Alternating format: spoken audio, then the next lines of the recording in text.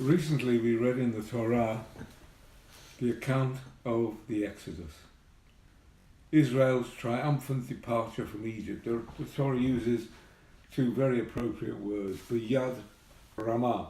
They went out with high hand, exulting over their tormentors, their former enemies, who had enslaved them and embittered their lives.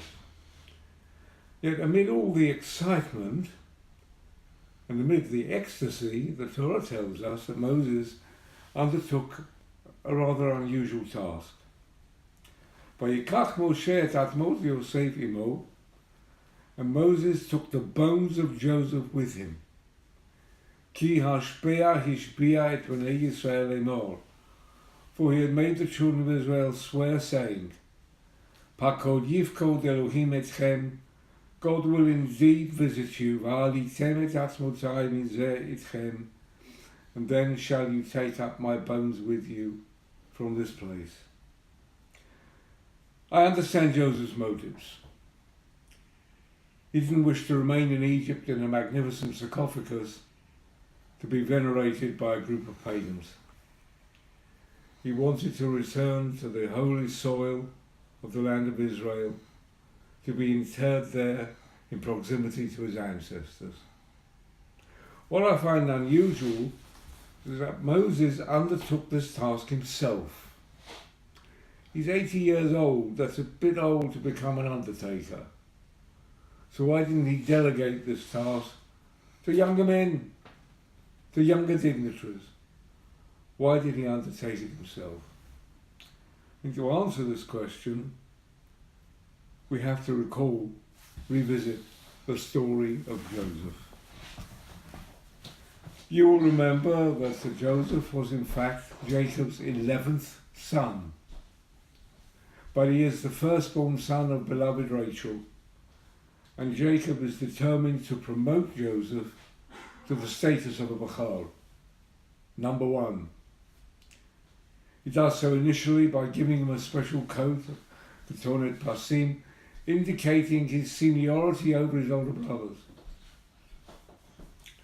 He's determined to give Joseph the double portion, which is due to a Bachar, a firstborn.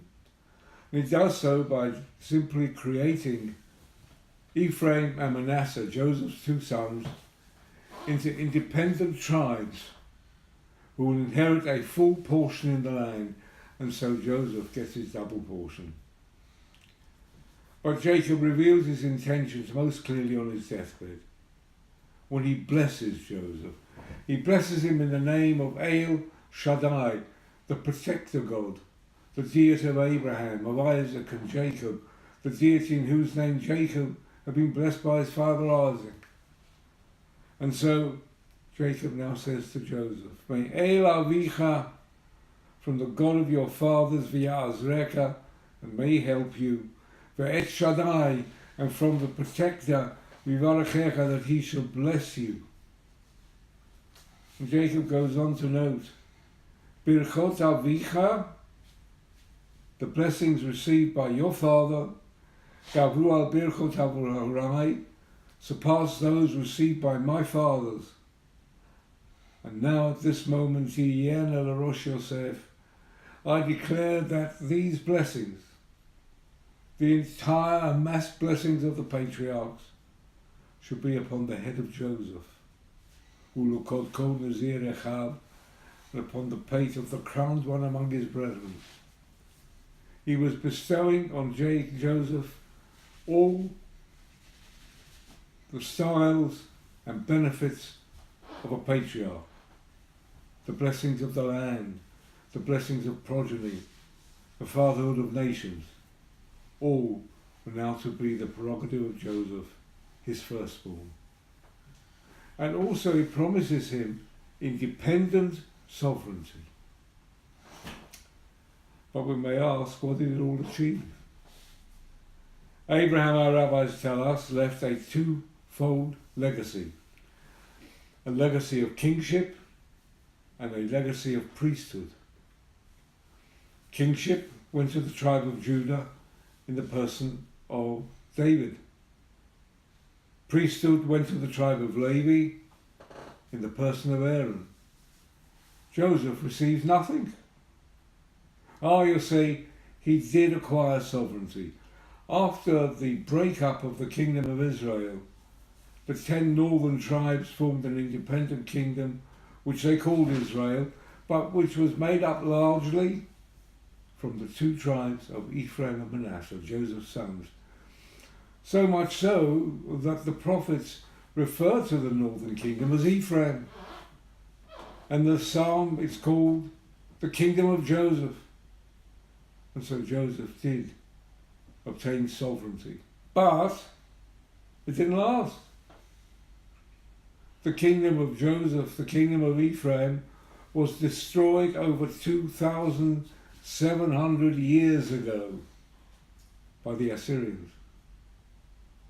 And the children of Joseph, along with the other tribes, have been lost to us ever since. So what was Joseph's legacy? For all the blessings, what did he leave? To understand this, you must take a look at the character of Joseph himself. We know he appears initially as a spoilt young man, but when he goes down into slavery in Egypt, it transforms him. Instead of being despondent and desperate and despairing, he works hard. He wins the favour and approval of Potiphar, his master. He is scrupulous and honest. His master would trust him with his very last penny. He is moral. He resists the advances of his master's wife, which could have benefited him. But Joseph is a moral man. And when, as a result of this, he's thrown into the pit of an Egyptian prison, he doesn't despair. He's not depressed. He carries on his work ethic. He serves his new master, the governor of the prison, with the same dedication as he did Potiphar. He becomes a source of blessing. But most amazingly is Joseph's behaviour when he stands before Pharaoh. This young Israelite, who has been brought out of the pit, has just come from the barbers, stands in the court of Pharaoh, surrounded by the deities, the models, the images of the deities of Egypt, in the presence of a man who regarded himself as a god, and yet declares, "Et Elohim ani yarei," I fear my God, the God of my fathers. And understandably, Pharaoh realizes this is an exceptional man, gives him full responsibility over saving the nation of Israel, organizing its corn supplies, which he does. But again, he proves his scrupulous honesty. Because although he has at his disposal all the corn, all the wealth, he places it under the hand of Pharaoh. Not a single grain of corn will stick to Joseph's fingers. And ultimately he shows remarkable compassion. Because when his brothers stand before him, they are at his mercy and they expect him to take vengeance. He proves that he is a man who does not bear grudges, who does not take vengeance. And he pledges to care for his brothers, to look after them until they would fulfill their destiny. So Joseph is in fact a role model. And consequently, Moses, the lawgiver, declares that I will personally take charge of a man who embodies all the principles and all the ideals of that law. And of course it's worth noting that although Abraham's legacy, priesthood and kingship have been dormant now for 2,000 years, Joseph remains a role model of the ideal Jew throughout every generation. And I think that is some legacy.